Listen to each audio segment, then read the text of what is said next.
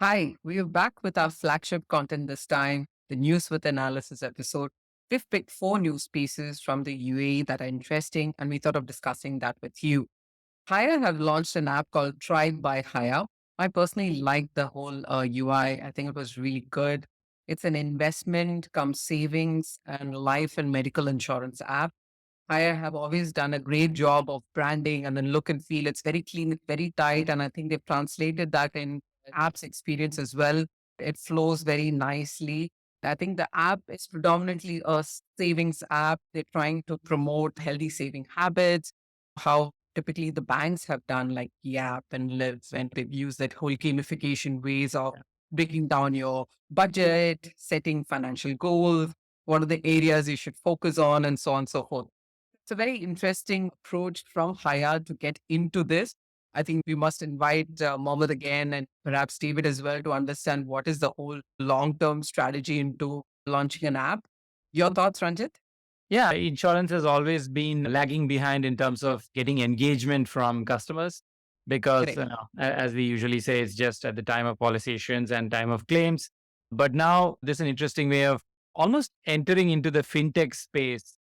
And it's a very smart way of doing it because we do have insurance savings and growth products.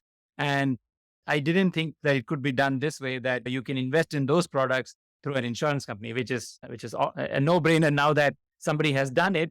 But it's a great way of, and also I noticed that it has a PFM front end to it, so personal finance management, which a number of vendors and fintechs offer. So it's pretty easy for a company like HAYAH to make it a front end and gamify the whole process and attract their audience, which I think Mohammed said that Gen Z and millennials are their target audience.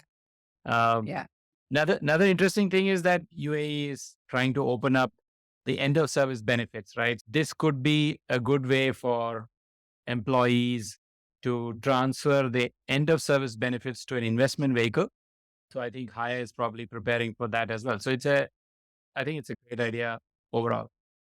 Yeah, absolutely. And I think they've tied up obviously with one investment company, BlackRock, but they intend to have a lot of these individual financial advisors come on board as well onto the platform. So it's going to be a very, I think, ease of experience from a customer point of view to get into one app and get into this whole investment game in itself. So one more thing that I found quite interesting was they are going to introduce portfolios such as sustainable energy, fintech and electric vehicle based projects, which consumers can choose to put their savings against.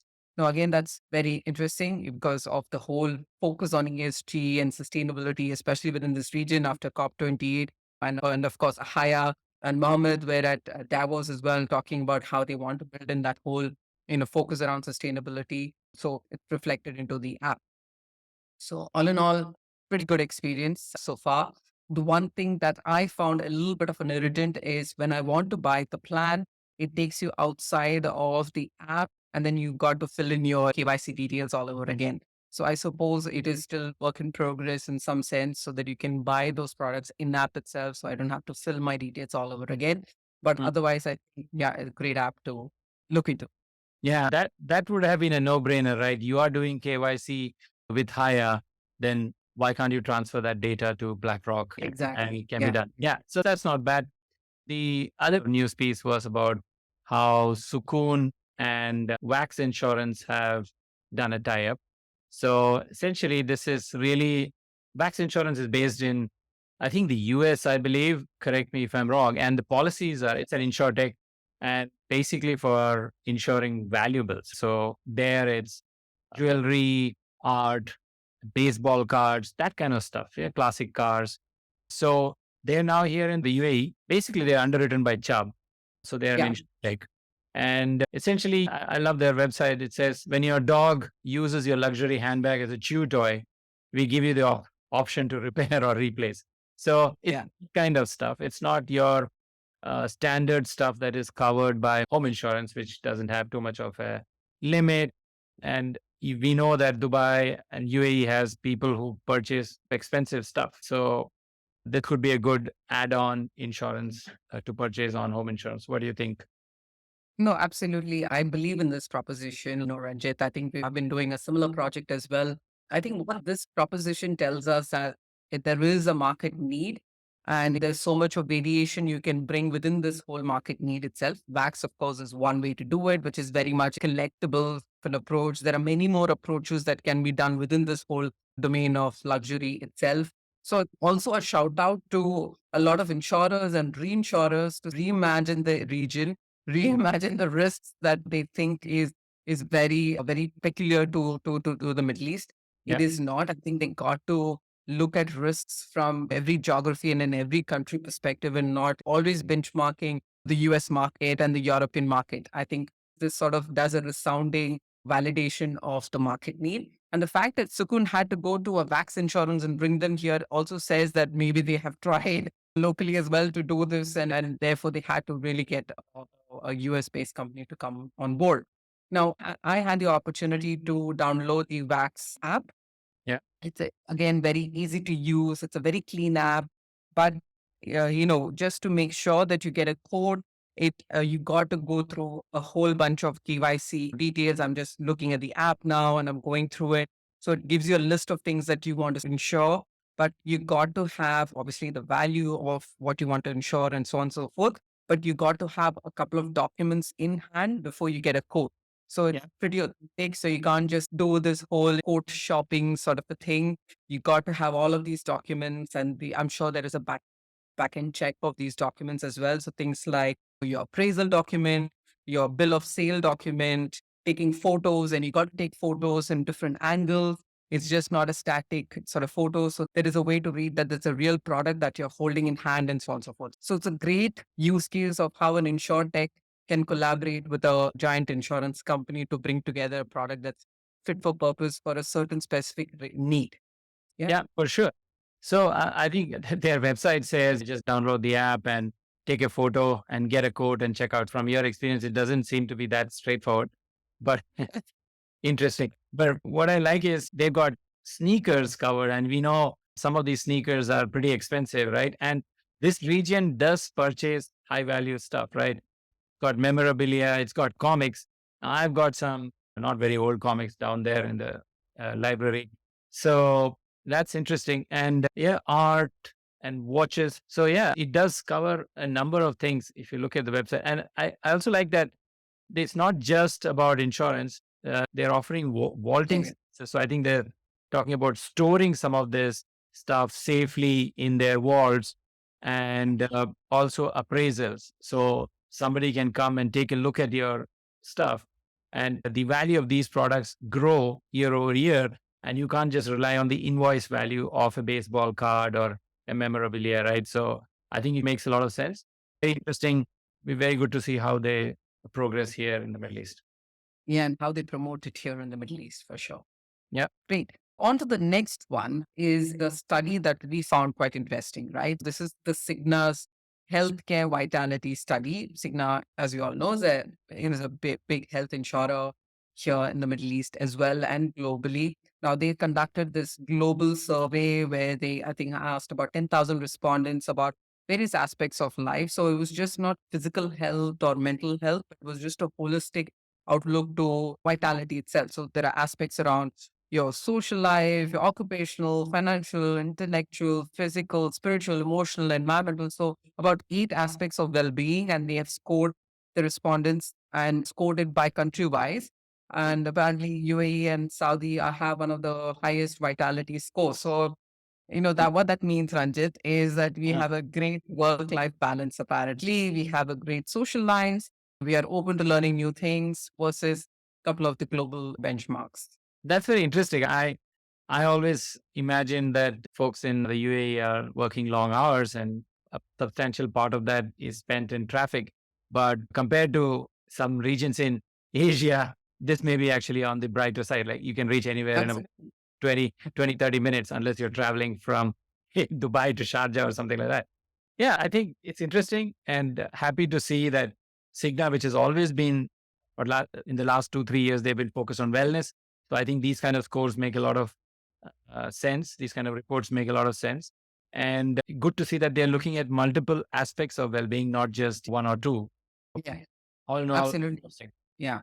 I'm also assuming when you have insights like these, where vitality is also so important from all aspects and just not physical, which is typically how it is looked at. That sort of insights gets translated into the product coverage as well. So Mm. your healthcare product coverage is not hopefully limited to just a certain aspects of physical well-being itself, and it starts to take in various aspects of well-being, and it gets covered as part of your healthcare program itself. But yeah, very interesting report to Yeah. read. Yeah, I think on that note, it'll be very interesting to see what is the sort of coverage they give for mental health consultations, things like that. And since they mentioned financial well-being, wonder if this is a similar play like we just discussed about with Haya. Is it Mm, something to do with helping you manage your finances and stuff like that? Will mm. they enter as a result of this survey? Will they do something with it? Is the question that probably you are also asking there, right? Yeah, exactly. What can you do with this insights now is something that we are keen to know. So potentially we need to reach out to Cigna folks and get them on the podcast. Yeah, sure. Yeah. All right. Now going a bit beyond Middle East and to Hong Kong, and OneDegree is an insurtech which operates out of there. So they've recently collaborated with the Dubai Insurance Company. Now we haven't seen the product yet. Maybe it's hidden somewhere on the website, but this is really to protect crypto and digital assets, right? And so it's essentially commercial crime insurance, professional indemnity, D&O insurance, and it covers the Web3 companies. And we know that Dubai is very pro Web3, and there is a virtual assets regulatory authority. So these kind of protective mechanisms can only promote that industry. And I've actually reached out to Alvin for an appearance on the podcast, Vidya. So it'll be interesting if he does. We can dive deeper into it. Yeah, and Yeah. this is interesting. What do you think? Yeah, no, very interesting. But you mentioned how this covers sort of commercial crime and DNO and professional indemnity and so on, which is very much catering to the Web3 company and the exchanges and the wallet providers. It'll be also interesting to know what are their P2C or D2C an approach to it as well. Me as an end consumer, do I get access to this insurance? Because in the instance, there is some sort of a fraud that happens and whatnot. And just on that, Ranjit, I know you are pretty heavy on crypto. Have you seen this insurance pop up any of the apps that you use? No, so I'm just to clarify, I'm not heavy on crypto. I have definitely dabbled in it. Keeping it Okay. not investment advice, but keeping it below 1% of your net worth so that if anything happens, I don't really lose my sleep. So obviously there are changes here in the UAE, BitOSs and Rain and all that. No, I haven't recently seen any messages pop up saying insure your products or insure your crypto or anything like that. So I think they are trying to operate in the back end on a B2B basis, as you mentioned. So they are protecting crypto exchanges, the Web3 digital asset custodians, the Right. wallet providers like MetaMask and so on and so forth. And I think in the news report that we read, they said that they just have an approval rate of around 25%. So they're basically rejecting a number of applications. If it looks like they're doing their due diligence and they're not approving any and all policies. So that's a good news, right? They've raised a total of $85 million. So that's been a Yeah. significant amount of funding that they've done. So interesting, very interesting. Yeah. Yeah. Big names in terms of investors who they have raised this money with. So yeah, it is, as you said, it's the region to be when it comes to digital assets. It's the Middle East is, and Dubai certainly is with VARA here in place. It'd be great to see how this gets into more on a mass basis where D2C customers get to use this as well. Yeah, I think probably their approach would be to cover the businesses and the customers that get covered through that policy. So Maybe risk get I covered. think it might not be yet accessible to end customers, but we'll see. There's a play, and hopefully we'll get the CEO to have a conversation with us. So that should be very interesting. Yes, absolutely. So that's great. So that brings us to this very snappy, short episode of News with Analysis. We loved putting this together. It was fun to go back to our flagship content. Thank you so much for tuning in. Thank you for tuning in. And before we end, I think I picked this up recently from a podcast I'm watching. If you like listening to this, and we know there are dedicated listeners to this, you should go and subscribe on the YouTube channel and on your favorite podcast platform, because that helps us to reach more listeners. So that's Awesome. a request that I want to end with before we end this episode, and look forward to catching you next time. Awesome. Thank you.